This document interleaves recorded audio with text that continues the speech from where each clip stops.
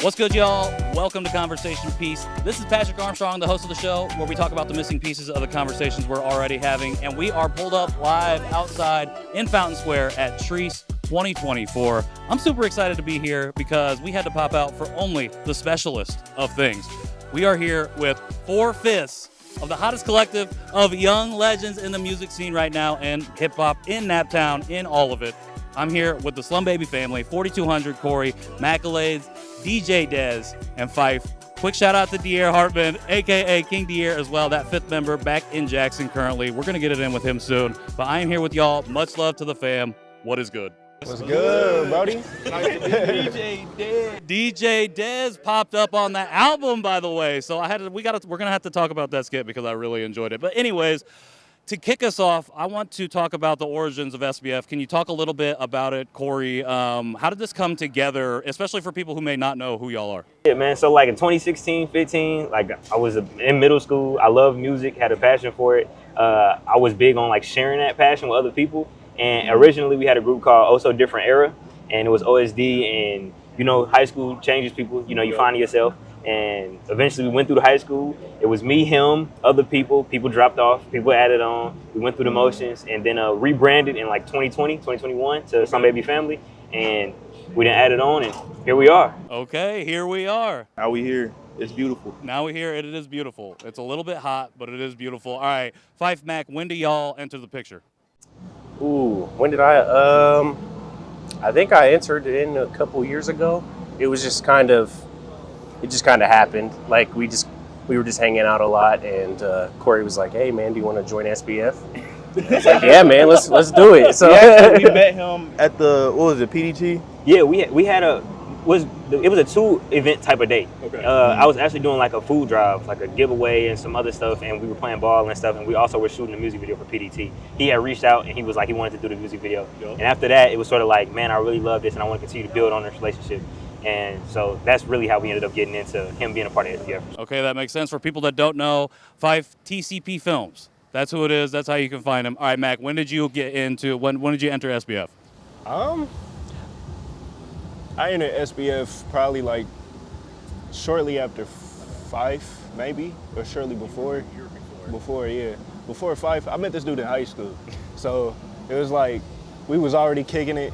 Same like Pfeif, we was kicking it. They made a video. Me and him was making music together. We was like, want to be a part of SBF? Yeah, it was a no-brainer. Yeah. I like it. It sounds like it's just like, do you want to be part of SBF?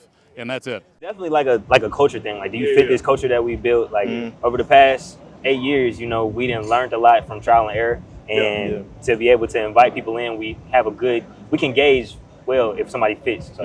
100%. It just kind of clicks pretty quickly. Exactly. We built this whole thing off of just like we really like a family. Like we're just a bunch of friends and stuff. For sure. Yeah. 100%. So when does OSD become SBF? When does Slum Baby Family come about? What does that mean for the uninitiated? I mean, honestly, man, for Slum Baby Family, it was a matter of like we're coming into this new era of who we are as people.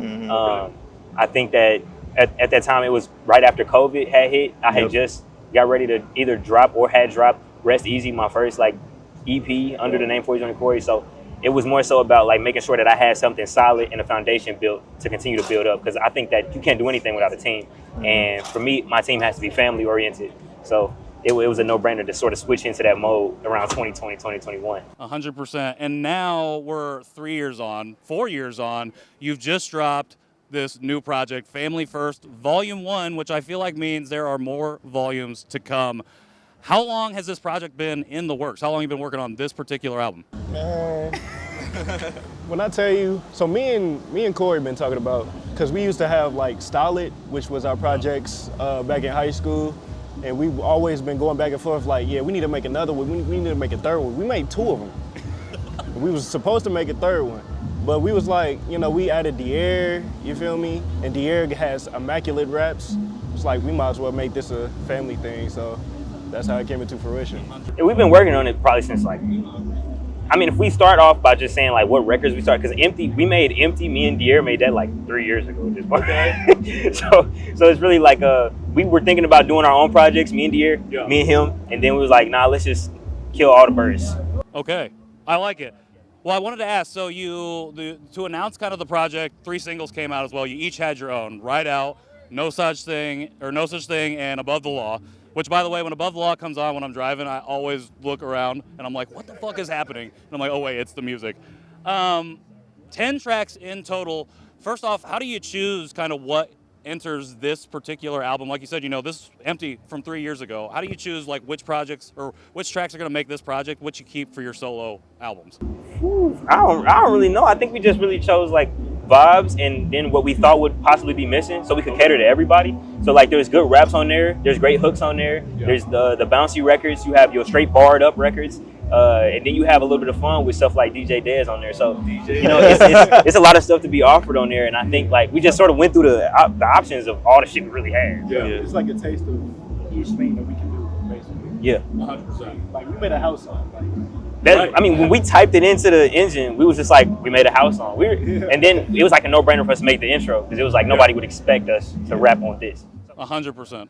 No, I loved it. And like we talking about DJ Dez, I want to know like, what's your role in the creation and assembling of this album in this project, and then how do you come on and then inhabit that DJ Dez role, SBF radio, not SBR radio, SBF radio? How do you step in the picture and put your flavor on it? So first off, I'm not a DJ. First and foremost, I'm the creative director of the group. So what I like to do is manage our looks. I do all the videos. I work with my guy right here, greatest cameraman in the world. But in terms of my apologies. But look, I'm a little biased, so my bad. But look, in terms of creation, they kind of just added me to this and was like, hey, we got some openings for you. Do your thing. It was like we did like 2 or 3 tries, I think. Yeah. I had to write a script, and then especially on the DJ Dez part, these guys just like filled in their own little thing. It was just kind of like a little moment thing. I'm just having fun. No cursing on the radio, please. Okay, I do have to ask you too. One of the calls on that script or on that skit was hilarious. Was how do you get into SBF? How do I become part of SBF? If somebody wants to become part of the collective, you already said it was vibes. How do you find new people as you navigate the scene? At this point, man, and I mean it's kind of interesting that you say that because it's been a conversation bunch of time again. And at this point, I think that we're really happy with what we got. I don't think that we're necessarily looking for anything or looking to add anything. We're building with something special right now. Yeah. And again, it really just comes down to what clicks. So that means do not come up to us and asking how you joined. Please. I got them like, please don't. Please don't come and freestyle. I don't want to hear. Please stop doing that. Please stop. I don't want to hear. I cannot get you nowhere. And Pfeif, I want to ask you because when the singles dropped, I think No Such Thing and Above the Law had videos, correct? Not Ride Out though, right? Ride Out has a video on YouTube only. Okay, only YouTube. Okay. What's it been like coming up with the creative direction of like shooting these songs and turning these audio mediums into a visual form? It was more of really just trying to put something simple together, just a few scenes here and there, and just try and push it out as quick as possible because we were really working on time. Sure. So, but I think with how they came out pretty well. So it was just more of getting something simple together and just putting it out there. For sure. No, I love it, especially Above the Law, thinking about having only so much time with Dierre being in town, like trying to get that together. I think you put together an incredible video to translate that song over. You just were on tour too when he was in town, and can we expect a tour soon from y'all with this album? Man, that would be crazy. I mean, we haven't necessarily considered it with everybody being everywhere, and so like I think that would be something dope. You make your way south, pick up Dierre, and then you go out west. I mean, the funny thing is, you can look forward to something like that really soon, actually. Okay, all right. Well, we won't delve too much. I'll let you drop that maybe a little bit later. But okay, so we're at Chreece right now. And one of the reasons we're here is because you're getting ready to perform.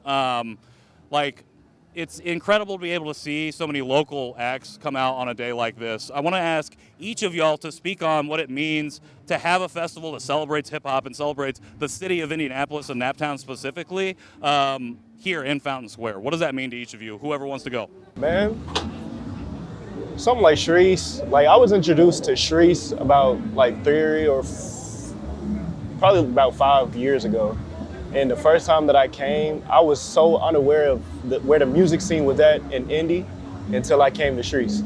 And I've met so many people like Fox, Skip, you know, the heavy hitters. I met them all here, and it opened my eyes to what we actually have as a city. Because if you're just sitting in your own like corner in the city, you're not gonna see everything. You're not gonna know everything. And once you pop out to like something like Chreece, especially like on a day like today, like you're gonna see it all. And it's a blessing. Yeah. And Chreece is amazing to me. Being an artist, being a part of it, I didn't understand the weight of it all. I had got introduced to it just being thrown into the fire last year. So to be a part of it and to see what it is, it's an ode to the culture that we have in Indy, as far as there's a plethora of different sounds. There's no like limit to what we can do. There's a bunch of great performers, and it ranges in age level, skill level, and all that. So there's something for everybody here, and that's the thing that I love the most about it. So Chreece is 101 for sure. Yeah. 101 for sure. My first Chreece was the one that they held last year, so I'm kind of like new to all of this. But I think it's a beautiful showcase of just like what we represent here. So much like just unity and I don't know, togetherness. Like, when are you ever going to see this many people just at once during a beautiful, bright day, enjoying the music, listening to their favorite acts? Like, I think it's beautiful. I love this. I love it every year. So my first time at Chreece was the one before they like shut it down. Okay. Like way before. I think it was 2018, 2019.